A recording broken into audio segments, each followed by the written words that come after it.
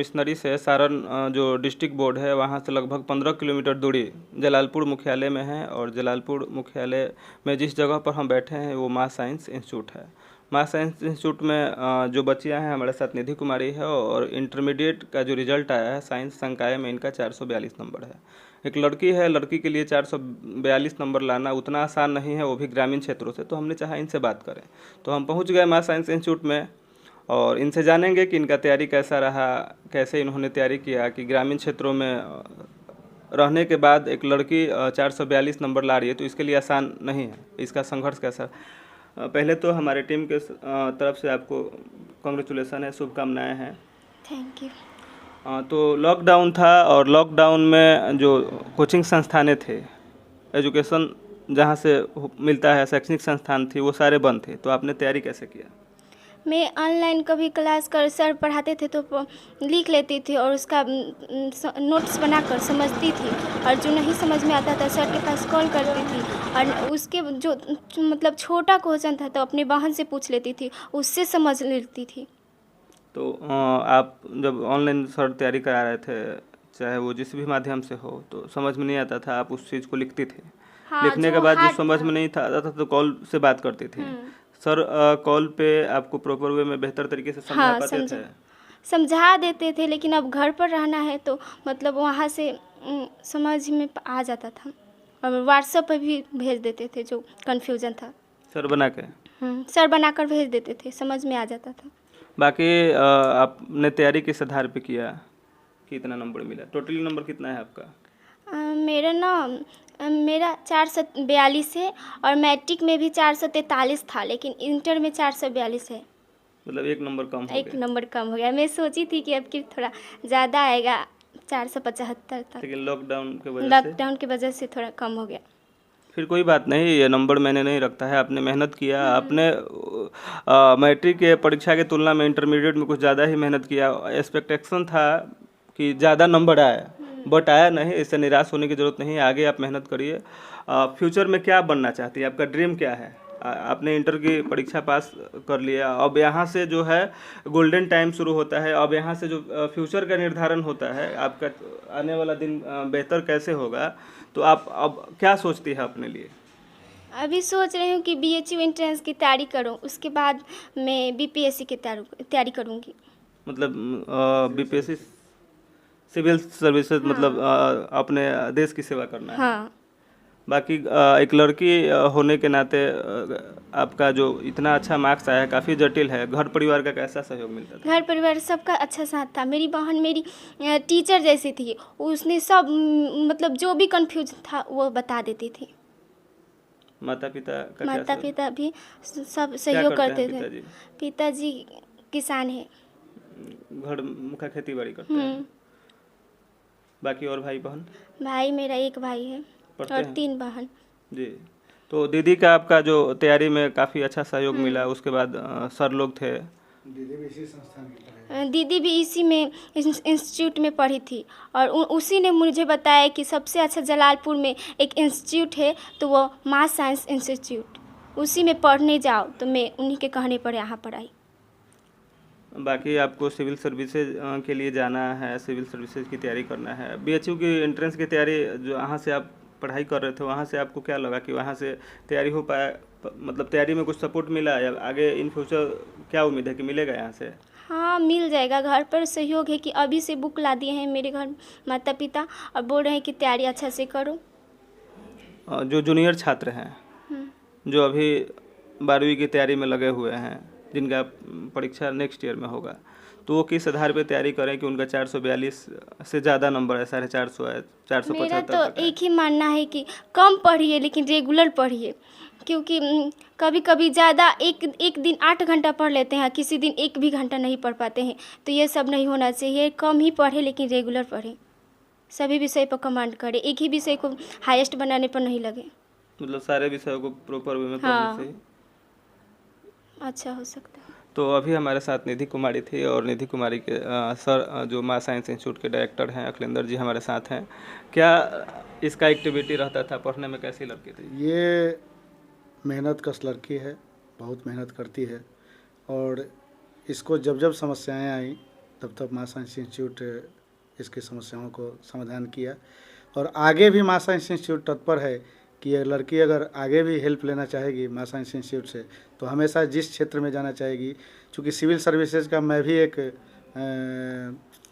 Competitor रहा हूँ और मैं जानता हूँ कि सिविल सर्विसेज को कैसे ब्रेक किया जाता है।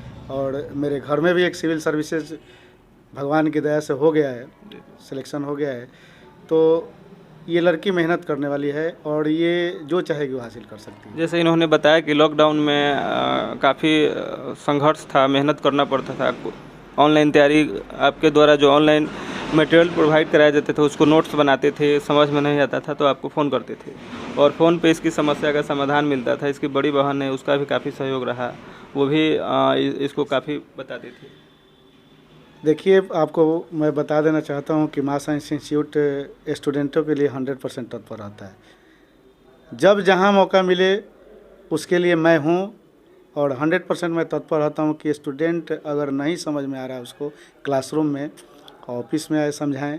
ऑफिस में नहीं समझ में आ रहा है, मोबाइल है, घर पर पढ़े, मोबाइल घर पर पढ़ रहा है, उस समय उसको समस्या उत्पन्न होता है तो उस समय भी अगर हमको टच करता है, अगर कहीं बिजी मैं नहीं रहता हूँ तो उस समय भी उसको फ़ोन पर समझाता हूँ। और जो ऑनलाइन मेरी क्लास चला रहा था तो ऑनलाइन क्लास में अगर किसी छात्र को समझ में नहीं आ रहा है तो समझ में नहीं आ रहा तो आई कांटेक्ट है नहीं कि डायरेक्ट क्वेश्चन करे, तो वहाँ से व्हाट्सएप वगैरह से क्वेश्चन करता था। तो मैं यहाँ से व्हाट्सएप से क्वेश्चन बनाकर फिर भी अगर नहीं समझ आता तो फिर मैं फ़ोन करके उसको समझाता था कि यहाँ ऐसे होगा, यहाँ ऐसे होगा। इस तरह से लॉकडाउन सब पीरियड में छात्रों को मैं तैयारी कराया हूँ और उसकी परिणति आप देख रहे हैं। ग्रामीण क्षेत्रों की जो बच्चे की तो बात ही छोड़ दीजिए, बच्चे सारे जगह घूम के पढ़ सकते हैं, लेकिन बच्चियों के लिए थोड़ा सा संघर्षपूर्ण रहता है। और ये बच्ची हो के यहाँ ग्रामीण परिवेश में पढ़ के 450 अप्रोक्स नंबर लाना, मतलब आपको नहीं लगता है कि काफ़ी चुनौतियों का सामना? बिल्कुल चुनौती का तो सामना है, लेकिन उसी चुनौती को आसान बनाने के लिए इस ग्रामीण क्षेत्र में माँ साइंस इंस्टीट्यूट हमेशा तत्पर है और तत्पर रहेगा। उसी चुनौती को लेते हुए इसको यहाँ माँ साइंस इंस्टीट्यूट को डाला गया और अच्छे टीचर हायर करके छपरा से आशुतोष आनंद को मैं बुलाता हूँ, फिजिक्स पढ़ाते हैं, ताकि बच्चे तो ठीक है, बच्चे इधर उधर जाकर पढ़ सकते हैं, बच्चियों को अच्छी शिक्षा मिले और आगे वो बढ़े। आपको कैसा महसूस हो रहा है कि आपके इंस्टीट्यूट की बच्चियाँ 450 नंबर ला रही हैं? ये मेरे इंस्टीट्यूट के लिए नई बात नहीं है, लेकिन अगर 450 नंबर लाना अपने आप में एक अच्छी बात है। वो लड़की का मेहनत है, लड़की ने मेहनत किया और प्रॉपर वे में हम लोग गाइडलाइन प्रोवाइड कराए और उस गाइडलाइन पर वो वर्क किया है, काम की है, उसको नंबर मिला। तो निधि, आपने जो तैयारी किया, सर का गाइडलाइंस मिला, परिवार का अच्छा खासा सपोर्ट मिला और आप इस मुकाम पे पहुँचे कि 450 नंबर के आसपास आपका नंबर आया है। आपने पिछले 2 साल में उन गलतियों को जो छोड़ दिया, जो कुछ गलती मैट्रिक में था उसमें कुछ सुधार हुआ, तो वैसा क्या गलती था जो आपने पिछले 2 साल में छोड़ दिया और उसमें इम्प्रूवमेंट होने का नतीजा यहाँ तक आप पहुँचे? कुछ तो होगा जो आप मैं 2 साल में उसको छोड़ दिए होंगे। मैं ज़्यादा मोबाइल नहीं चलाती थी। जब कम मतलब क्वेश्चन वो देखना था तो हमेशा देखती थी ना, तो क्वेश्चन ही देखती थी। मैं सोचती थी कि समय के बर्बाद नहीं करे, मुझे कुछ अच्छा बनना है। और मेरी बहन ज़्यादा करती थी कि तुम मोबाइल वो हमेशा छीन लेती थी, बोलती थी कि ज़्यादा मोबाइल मत चलाओ, जो पढ़ना है सेल्फ स्टडी करो। तो मतलब एक तो कमी था कि आप मोबाइल जो चलाते थे उस पर पाबंदी लग गया, मोबाइल छीनने वाले दीदी थी जो मोबाइल छीन लेती थी, यही आपका एक कमी था। लेकिन वो बता देती थी सब। आज के दौर में जो मोबाइल हैं कितना उपयोगी है एक स्टूडेंट के लिए, उसको कितना यूज करना? देखिए, कोई भी इक्विपमेंट होता है उसमें पॉजिटिव और नेगेटिव एस्पेक्ट होता है। मतलब बच्चों के लिए जो खास करके जो स्टूडेंट हैं जो कंपटीशन का तैयारी कर रहे हैं या किसी एकेडमिक विषय का तैयारी कर रहे हैं, उनके लिए मोबाइल का उपयोग करना कहाँ तक उचित है? मोबाइल का आज के वर्तमान दौर में मोबाइल का जो उपयोग है वो पॉजिटिव से अधिक नेगेटिव हो रहा है। तो पॉजिटिव तो एस्पेक्ट उसमें है ही, अगर पॉजिटिव वे में ले रहा है कोई छात्र तो उसके लिए फ़ायदेमंद है, और निगेटिव वे में कोई ले रहा है तो उसके लिए काफ़ी नुकसानदायक है। और मोबाइल अगर किसी समस्या का जड़ होता, अगर समस्या का समाधान करता तो फिर बुक आज भी लिखना बंद लोग कर देते, बुक आज भी चल रहा है। बुक से पढ़ना, बुक से अगर स्टूडेंट पढ़ रहा है, सेल्फ स्टडी कर रहा है, तो कोई क्वेश्चन अगर गूगल से खोजना हो तो उसी क्वेश्चन का वो आंसर देता है। अगर किताब से वो बच्चा खोज रहा है तो 2-4 और क्वेश्चन, किसी अदर क्वेश्चन का भी जवाब उसको खोजेगा तो मिल जाएगा। तो बुक का कोई भी आज भी जवाब नहीं है। और मोबाइल वर्तमान पीढ़ी के लिए नुकसान छोड़कर फ़ायदेमंद नहीं। छात्रों के लिए क्या संदेश? छात्रों के लिए यही संदेश है कि मोबाइल से जितना दूर रहेगा वो उतना ही अधिक सफल होगा। एक कोई भी सफल छात्र का आप इंटरव्यू सुन लीजिए, जो टॉपर होता है उसका पहला इंटरव्यू होता है कि मैं मोबाइल से कोसों दूर था। तो क्या मोबाइल, आपको लगता है कि आज के दौर में जो बच्चे इंटरमीडिएट की तैयारी कर रहे हैं वो मोबाइल से दूर होंगे? लग तो नहीं रहा है, लेकिन जो दूर हुआ है वो अपने जीवन में भी सफल हुआ है और आज सफलता के मुकाम पर पहुंचा हुआ है।